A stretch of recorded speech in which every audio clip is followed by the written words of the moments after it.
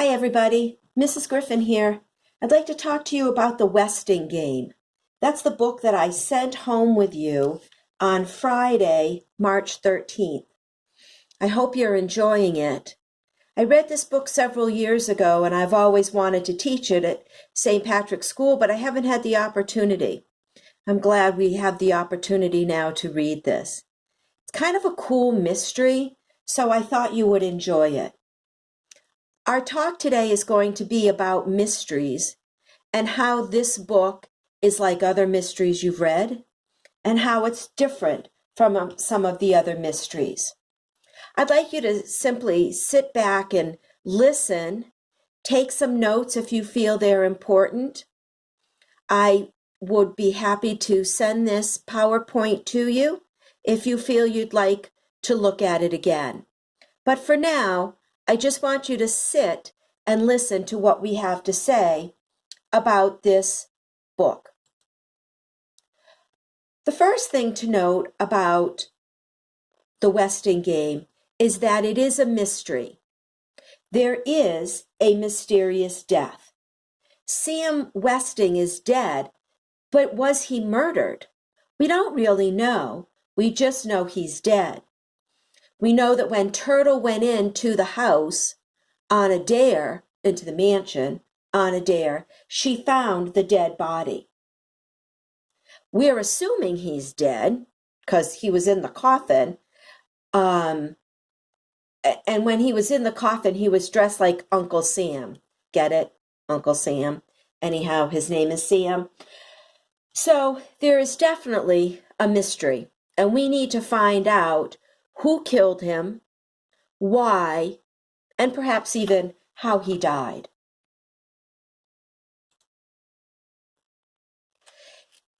Generally, in a mystery, there is a detective who is brought into the story to solve the crime.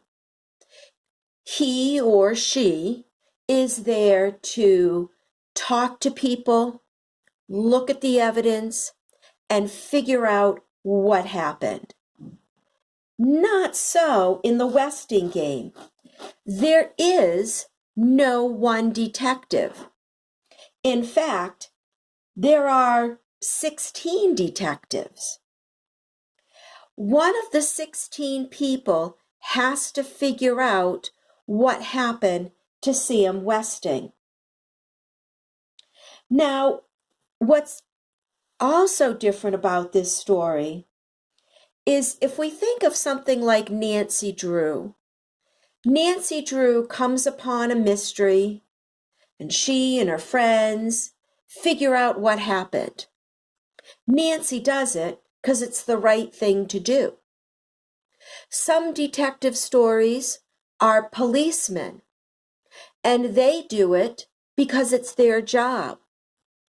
Here in this story, if you solve the mystery, you get $200 million. That's a heck of a reason to try and solve this mystery. Do you like that about this story? Do you like the fact that there's really 16 detectives and not just one? Also, one of the other things about this story is if we think about somebody like a Nancy Drew, or if we think about Law and Order or any of those stories, those people are trained detectives. They've gone to school. They've been policemen or policewomen. And so they have a background and an education on how to solve mysteries. Not these guys. These are just regular people who have been brought together for a particular reason. And we know that because in the first chapter of the story, it talks about how all these people were brought together to live in a particular apartment building near Sam Westing's mansion. So right from the beginning, these people are brought together for a particular reason, and we don't know what that is yet.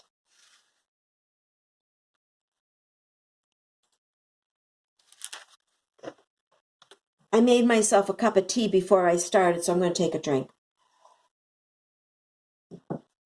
Now, also in your regular mystery, there are a group of suspects and their motives. Well, what's interesting in this story is the suspects are also the detectives. And they're working from a limited set of information. So these suspects are not only looking at other people in their families, other people who live in the apartment building, people they might work with. You are looking at people differently than you did just a couple of days ago, even members of your own family.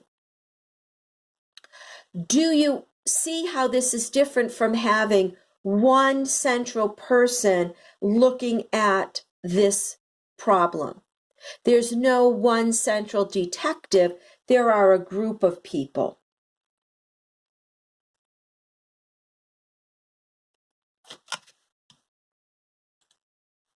Clues.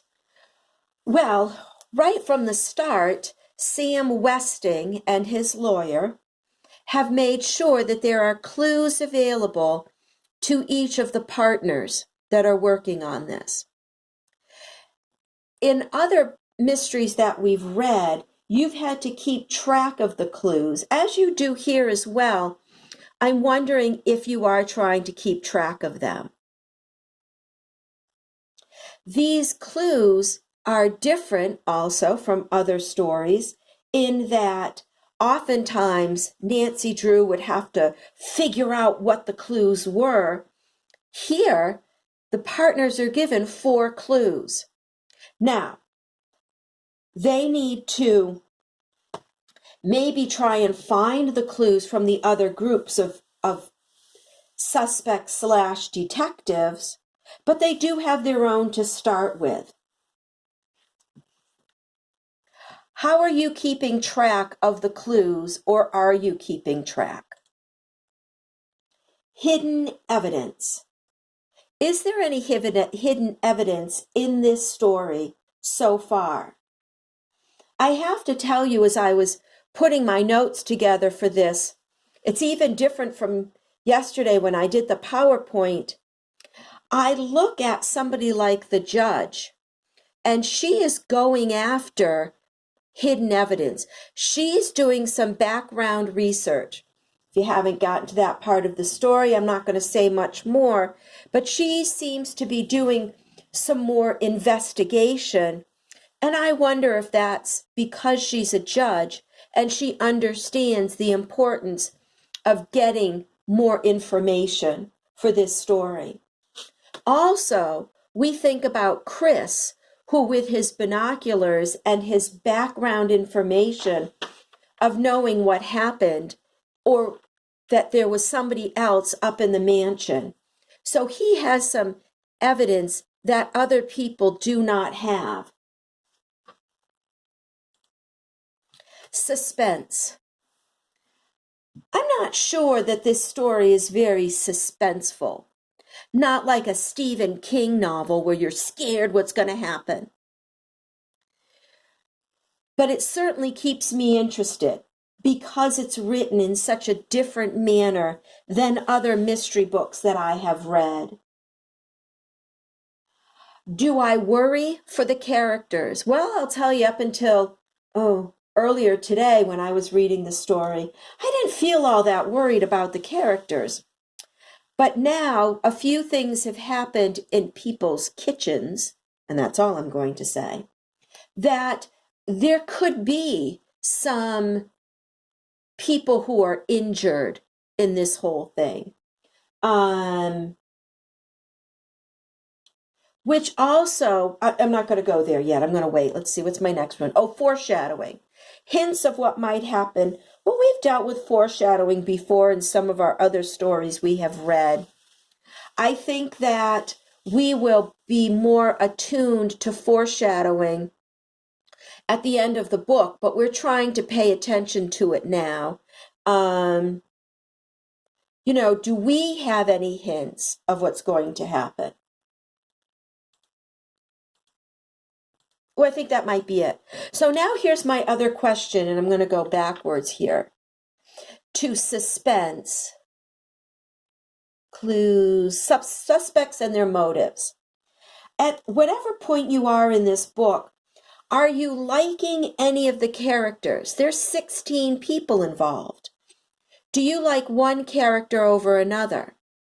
I think that Ellen Raskin, the author, wanted you to relate to the story through Turtle, the young girl, somebody that you could certainly relate to because she's young and a bit mischievous. I don't relate to Turtle as much as I look at the older characters. I think about Crow, the hardworking cleaning woman. I think about Ms. Pulaski, the woman who was sort of in need of attention. I think you might look at other characters like the athletic Doug, and thinking of yourself as an athlete, can you relate to him always trying to work out and stay in shape? Or maybe you like the concept of Judge Ford and the fact that she is a woman of color and sometimes having to battle for making her way in the world. So it's always interesting to know if you're thinking about some of these characters. All right, well, that's all I have to say for you today. And I certainly hope that you are enjoying the book. I hope that you are reading it. I am going to send this out to you via email. If you have any questions, get back in touch with me.